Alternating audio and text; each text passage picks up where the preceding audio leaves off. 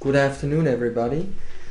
My name is Urzi Gadeker. I welcome you to the ComMetrics University Coffee Break webinar number 17, Tuesday, September 28th at 1600 hours. It's about privacy and if it's an outdated concept with Social Web 2.0. So let me just quickly go into the presentation.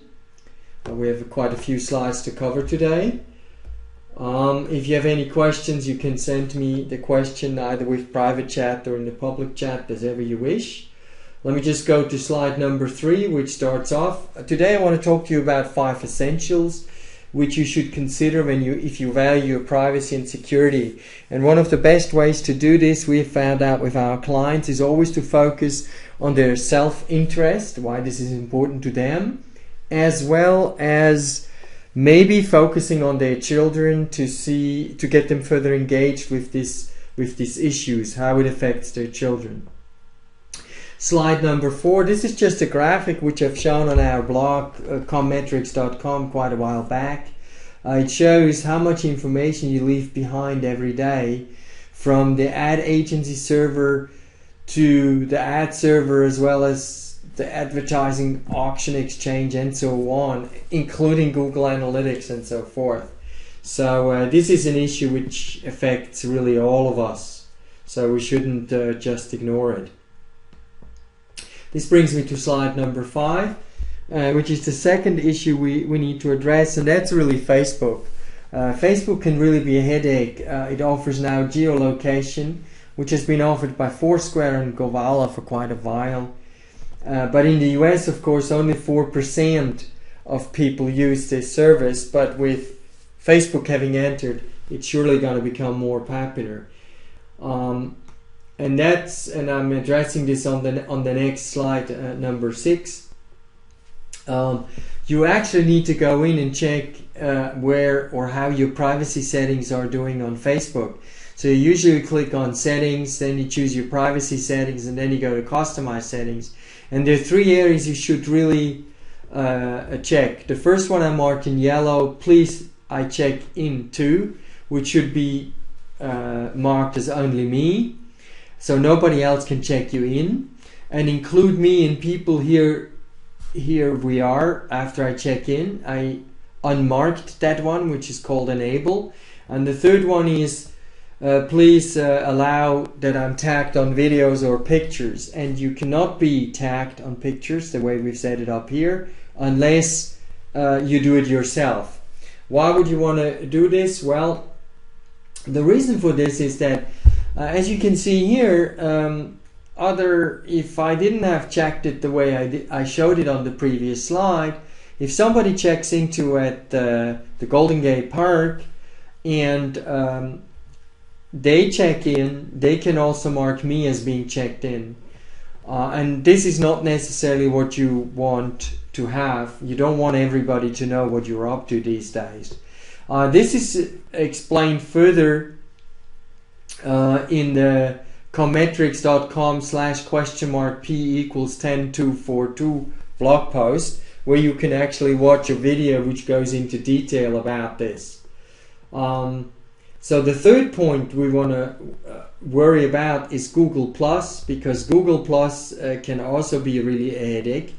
In Google+, if you are not careful, it shows the list of people you're following and the list of people who follow you, and in some cases you might not want to have it that way. So as you can see in the example here in the screenshot, I've marked the second one. This brings me to point number 4, which we should consider, and this is also slide number 9. By the way, you can download the slides afterwards if you use the link we provide. This guy, it's Ryer Butler here, he's plain stupid, as we can see, because he's posting some porn kind of stuff and those kind of things, which might not be much of trouble today, but since the US Library of Congress archives all these tweets, his employer might find out a few years down the line when he goes for a real job, which he doesn't seem to have right now, and then he's in real trouble, because this is not really going to entice him to me to hire him or any other employer. This brings us to the fifth point, should you trust Facebook and Honda? So for instance, in most fan pages, when you go and you say I like it, then the application is probably going to ask you to, like I did here with Honda, allow Honda model art across and let it access your profile information, photos, your friends info, and so forth.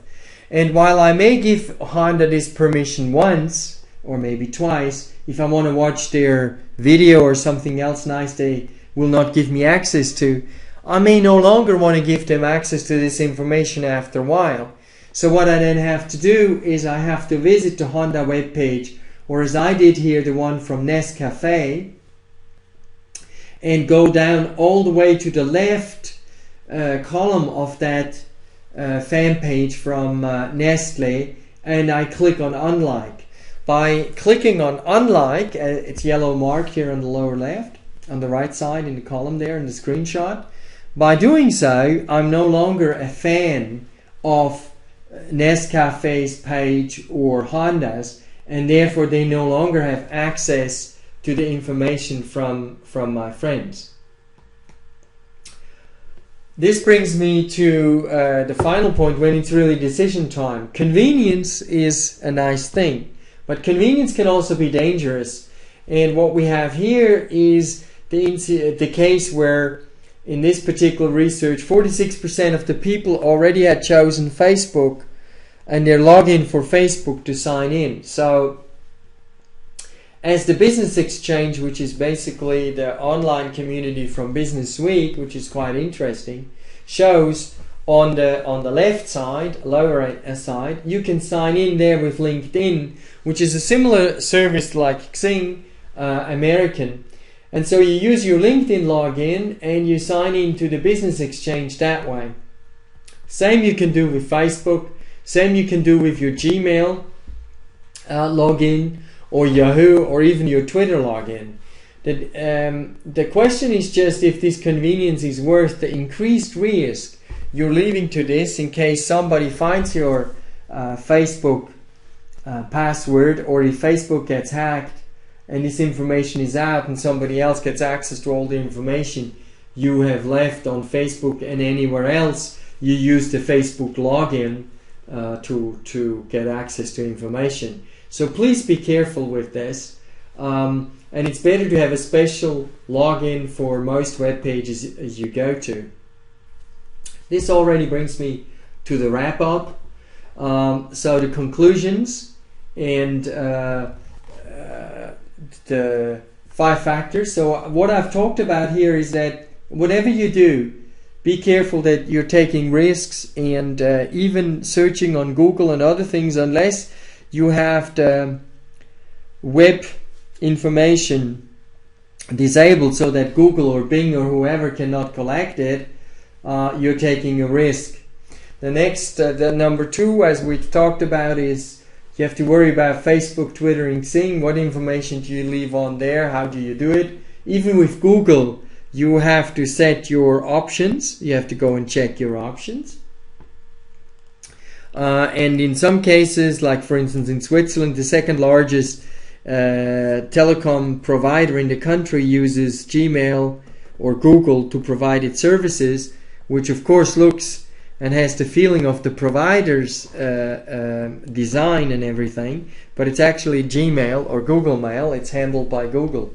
So you want to set your options with Google also very carefully. And then the 4th one about the young guy we saw from Twitter.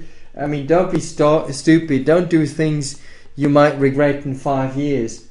And lastly, but not less important, you might give a brand access to your information on Facebook to become a fan and watch the videos and other kind of things and get access to those. But you might also want to withdraw this permission, and the only way to do that is to go back to this page and click at the lower left of that page on like. And finally, as an action item, please don't use Facebook, LinkedIn, or any other login you have, even if it's convenient, to get access to another web page. it's simply too risky to do that.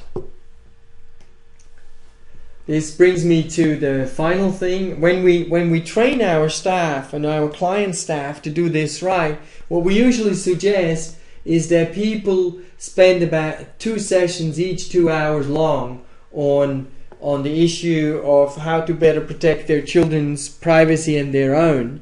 For instance, just to ask yourself, when was the last time you checked your Facebook options, privacy options, or your Twitter privacy options, or for that matter Xing's or LinkedIn's, and made sure that all the settings are the way you wish to have them? Most of us do that when we join a particular website or social community, but then we kind of seem to forget it, and that's not necessarily a good thing.